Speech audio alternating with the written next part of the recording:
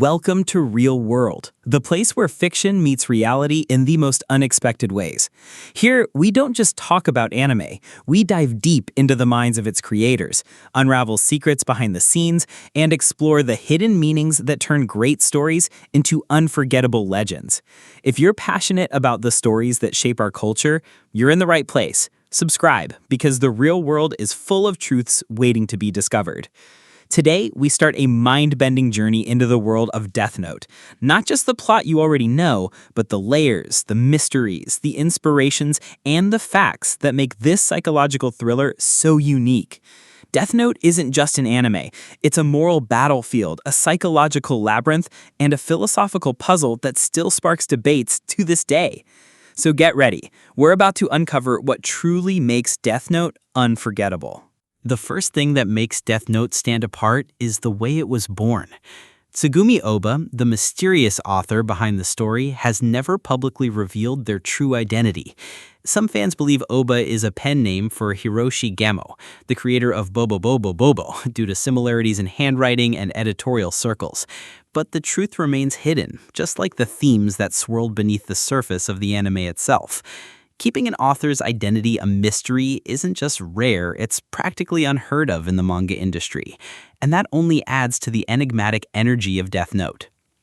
When Light Yagami finds the notebook, the story sets off like a calm flame catching wind. Slow at first, but quickly building into an inferno of moral conflict. But did you know that Light wasn't originally supposed to be so cold? Early drafts of the story envisioned him as a more relatable character, someone who stumbles into the power of the notebook and struggles with its temptations. But Ohba made a bold decision to turn Light into a genius with a god complex from the start. It was a risky move. Audiences don't usually root for narcissists. And yet, somehow we all kept watching. We were fascinated. Because deep down, part of us wanted to see what we would do with the Death Note. And then there's Ryuk, the Shinigami who sets everything in motion. His design was a challenge for Takeshi Obata, the artist behind the chilling visuals. In interviews, Obata admitted that Ryuk went through several iterations before settling on his now iconic spiky-haired leather-clad look. Originally, Ryuk was supposed to look more human, even handsome, but Ohba suggested a more grotesque and unsettling figure, not necessarily evil, but unknowable. The final version of Ryuk became not a villain, not a hero, but a force of chaos, a neutral observer who just wanted to be entertained.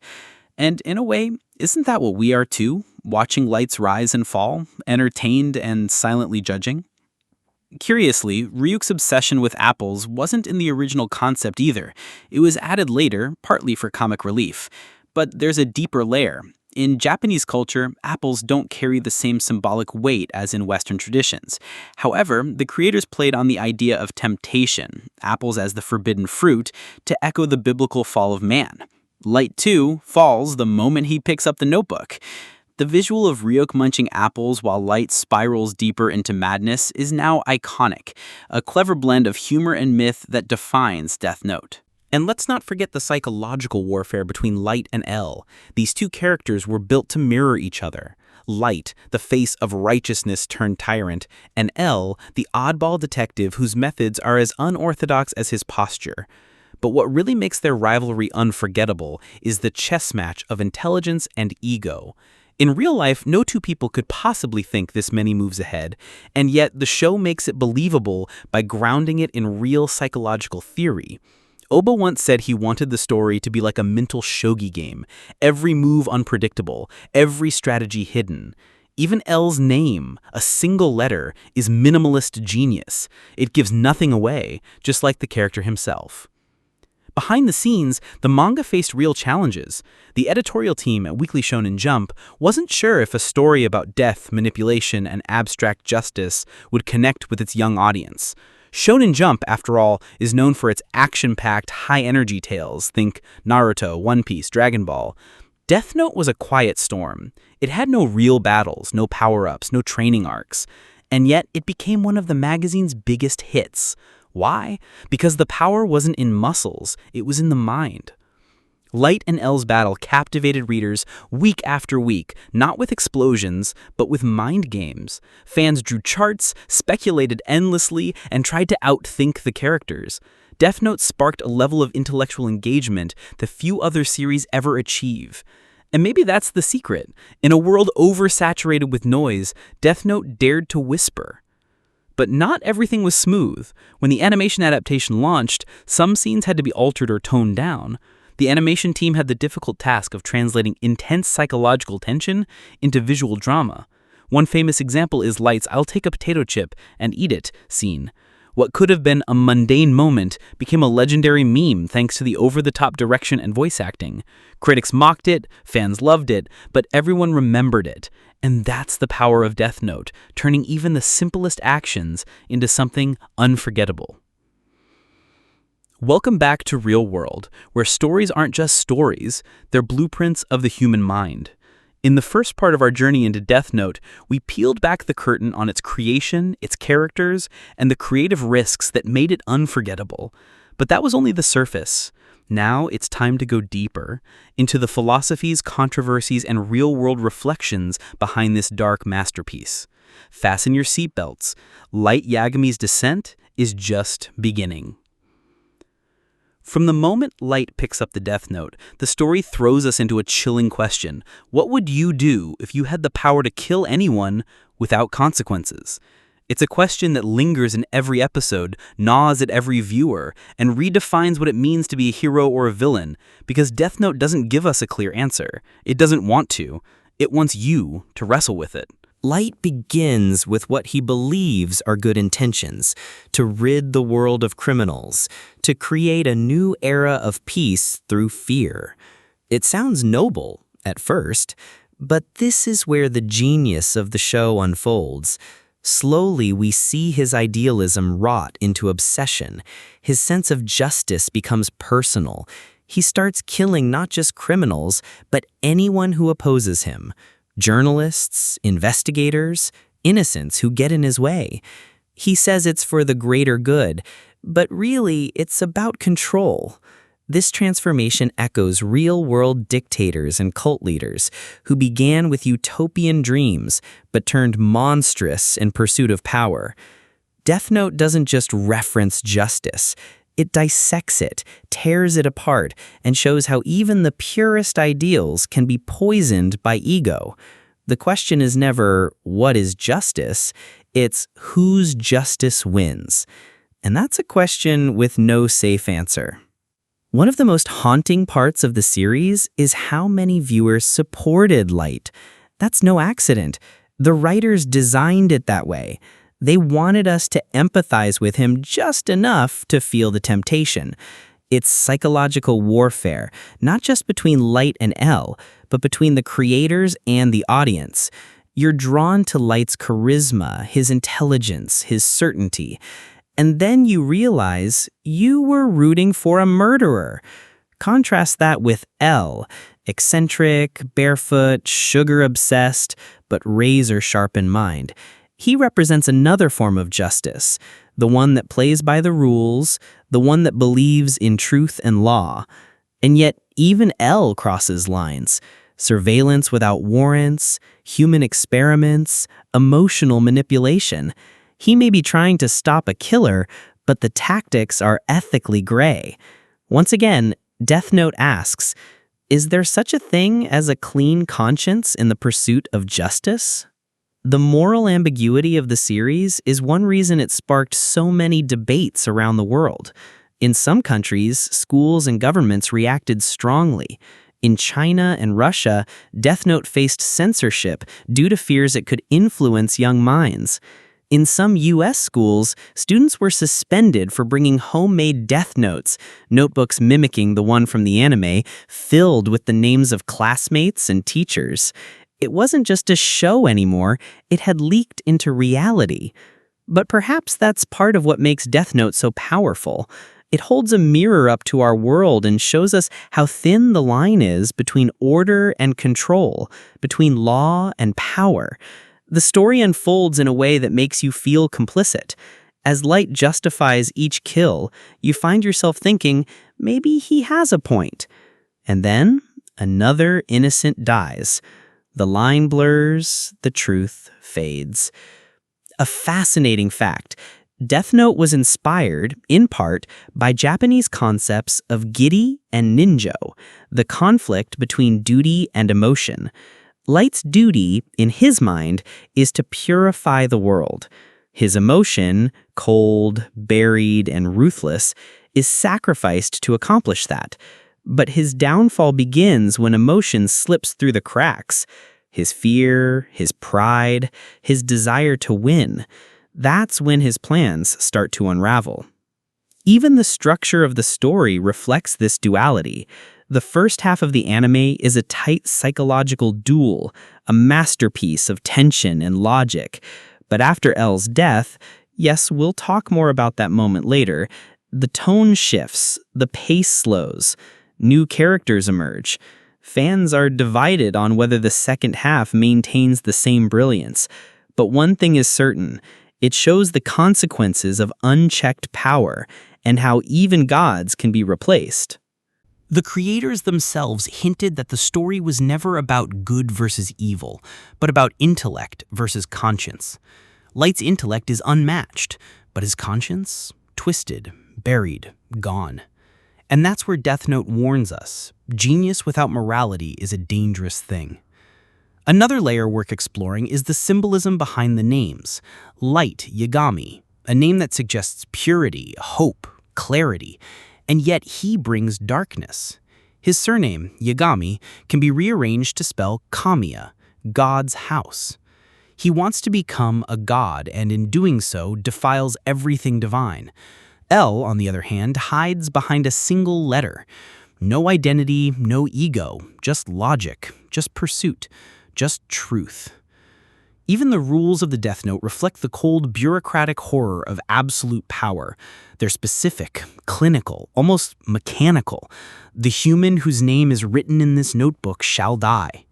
No emotion, no hesitation, just a rule, like a machine executing commands. It strips death of meaning, just like light eventually strips it of morality. One curiosity few fans know, the rules in the anime were deliberately inconsistent. In interviews, the creators admitted they changed and added rules as needed for the plot. It wasn't about realism, it was about tension. The notebook became not just a weapon, but a narrative tool, bending reality around it. And that's what made every moment feel like walking on the edge of a razor blade. Welcome back to Real World, where every frame has a purpose and every detail hides a deeper truth. In the last episode, we unraveled the tangled morality of Death Note, examining how its story toys with justice, ego, and power. But what makes Death Note truly unforgettable isn't just the mind games or philosophy. It's the way it looks, the way it feels, and the way its visuals tell a story even when no words are spoken. Today, we dive into the visual language of Death Note, how shadows, lighting, color, and design create a psychological atmosphere that grips you from the very first episode. And we'll finally confront one of the most shocking and controversial moments in the entire series, the death of L. Let's begin with the art. Unlike many of its shonen peers, Death Note doesn't rely on flashy explosions or bright palettes. Instead, it's drenched in contrast, black and white, light and shadow. The visuals are minimalist but intensely symbolic. Light is often shown in cold, harsh lighting even when he's in ordinary spaces like his bedroom or classroom. The light doesn't comfort, it exposes, it burns. As light descends into megalomania, the animators use sharper angles, deeper shadows, and more dramatic lighting to reflect his psychological state. One brilliant trick used in Death Note is how characters' eyes are animated. Light's eyes evolve throughout the series, starting wide and human but becoming more narrow, angular, and lifeless as he embraces his god complex. By the second arc, when he is fully entrenched in his role as Kira, his pupils are often shaded or glowing red, a visual metaphor for his inner corruption. L's eyes, on contrast, remain large, round, and filled with emotion, despite his logical nature. The animators gave him tired, shadowed eyelids not just to show sleep deprivation, but to add a layer of empathy. He sees everything, carries it all. And though he rarely smiles, when he does, it's disarming, real. L may be strange, but he's human. Light may look perfect, but he's emptying himself of humanity with every episode. The symbolic use of color is another stroke of genius. Take the opening themes. The first one is The World by Nightmare. It's dark and moody, filled with imagery of chains, feathers, crosses, a symbolic war between angels and devils, life and death. The second opening, What's Up People by Maximum the Hormone, is chaos unleashed, representing the post-L world where everything spirals out of control. The shift in music mirrors the shift in tone. It's not just aesthetic, it's storytelling through rhythm and sound. While walking up a long curved staircase. Visually, they seem to walk in parallel, both climbing, both ascending, yet never on the same step. It's a metaphor for their mental duel, their spiritual climb toward what they both see as justice. And we all know how that climb ends. Which brings us to the turning point that shook the entire fan base. L's death. No one saw it coming, or if they did, they refused to believe it could happen. After all, L was half the show, the perfect foil to Light, the yin to his yang. Their rivalry was the core of the narrative. So when L dies in episode 25, many fans were left stunned, betrayed, even angry. But here's the twist. That's exactly what the creators intended. In interviews, Sugumi Oba said that L's death was always part of the plan. He wanted to explore what would happen after the detective falls, how a story can survive when its most beloved character is taken away. The manga had already been written far beyond that point by the time the anime aired. This wasn't a last-minute decision. It was deliberate, painful, and thematically essential. L's death marks a shift not just in plot, but in tone. The story becomes colder, more strategic. Near and Mellow, L's successors, take over the narrative, but for many viewers it was never the same. And that's the point. L's presence brought heart to the chaos. Without him, the game continues, but it's mechanical, empty. The soul of the battle is gone. There's a haunting beauty in how the scene is animated. As L dies in Light's arms, yes, in his arms, rain falls, the light is soft. There are no explosions, no dramatic speeches, just silence, regret, and the soft, almost angelic theme, L's Requiem, playing in the background. In that moment, Light looks down on L with a smile that says everything. I've won. But behind that smile is fear, because even in victory, Light knows he just lost his greatest challenge.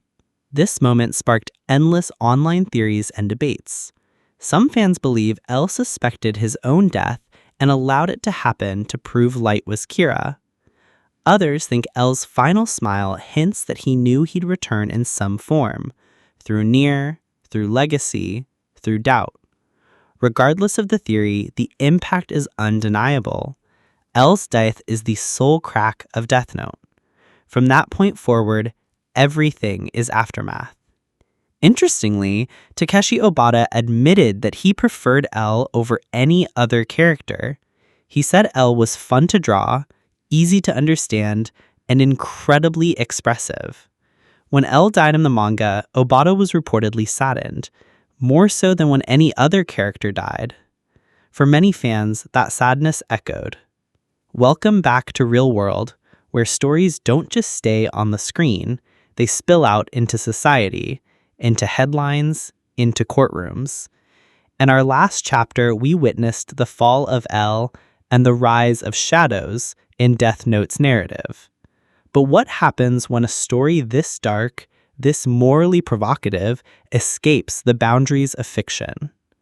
Today we enter one of the most controversial aspects of Death Note, the real-world consequences. We're talking bans, legal action, public outcries, and a chilling reality when fans start imitating fiction and fiction starts to influence reality. It began quietly. In the mid-2000s, Death Note exploded in popularity, not just in Japan, but across the globe. It was different, darker, sharper, unlike anything the anime world had seen. But with great influence came great concern. Teachers noticed students scribbling in black notebooks, parents caught children writing names, and in some cases, things got far more serious. Let's rewind to 2007. In Virginia, USA, 2 middle school students were suspended after teachers discovered their self-made death notes filled with names of classmates and teachers. The notebooks listed imagined causes of death, sometimes violent and graphic. When questioned, the student said it was just a game, but the school didn't think so. The news spread, panic followed, and soon Death Note became a target of controversy in American schools. This wasn't an isolated incident. In 2008 in South Carolina, a high school student was arrested and charged with disorderly conduct for possessing a death note with dozens of names, including faculty members. Though no actual harm was intended, authorities couldn't ignore the implications. It became a media storm, and once again, anime was placed under scrutiny by those who didn't understand its context. And then came the global bans. China was one of the first countries to act. In 2005, just as Death Note was gaining underground popularity, the government banned the manga entirely in several major cities. The reason? Authorities feared it promoted superstition and distorted morality. Chinese schools began cracking down on students who owned replica notebooks. In some cases, entire school districts were ordered to conduct bag checks to confiscate any inappropriate material. Russia followed years later. In 2013, after a teenager's suicide was linked by local media to Death Note, a petition called for a nationwide ban. The Russian courts responded with a partial block of websites distributing the anime. While the connection to the suicide was never confirmed, the mere presence of the show in such a tragedy was enough to stir fear. Other countries, including Malaysia and Vietnam, also debated bans, arguing that Death Note was too dark for younger audiences. The idea of children emulating a character who kills by writing in a notebook was seen as a threat to order and morality. But here's the twist. Despite, or maybe because of these controversies, Death Note became even more iconic.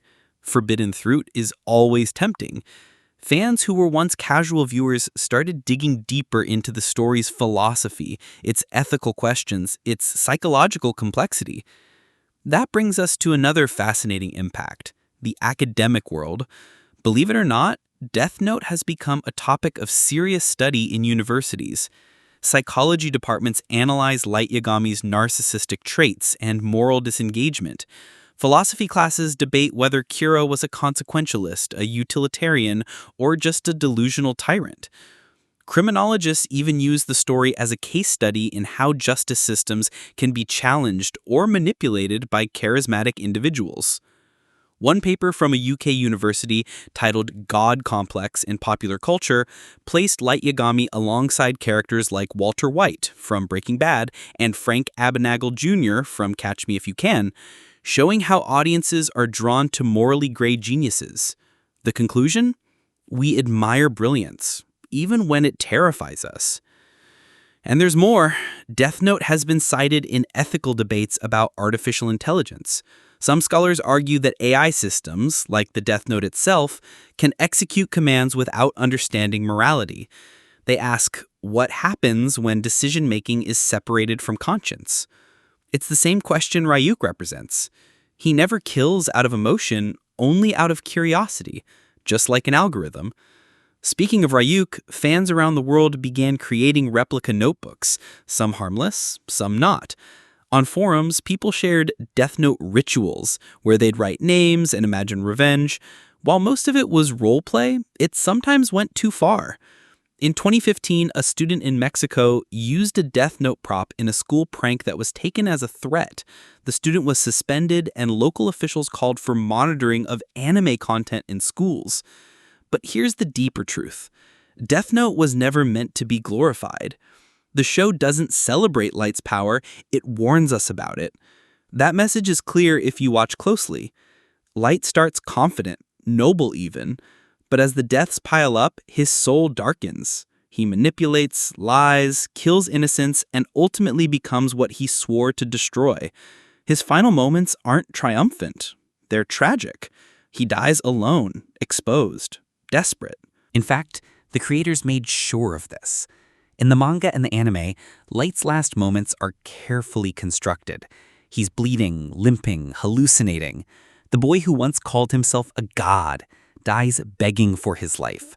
No glory, no redemption, just silence. His journey is a warning. Absolute power doesn't just corrupt, it consumes. And perhaps that's the ultimate irony. The very notebook that gave Light the power to judge others became the tool of his own downfall.